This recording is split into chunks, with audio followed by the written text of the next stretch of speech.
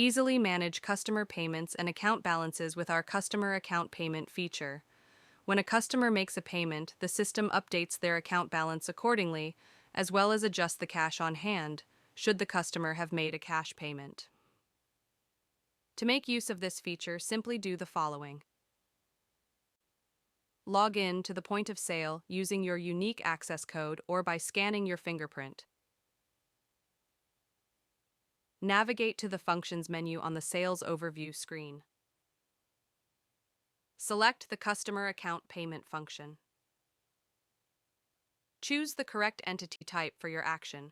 This can be either employee, till, or store cash up. This will be the cash up on which this payment will be recorded and which the cash on hand will either be increased or decreased. Select a payment method from the provided options. Enter the applicable amount. Enter a reference for the transaction. Select the correct customer from the drop-down list. Customers are set up in Unity Enterprise within the account feature. Finally, click on Accept to finalize. The point of sale will supply a printout for the completed action for you.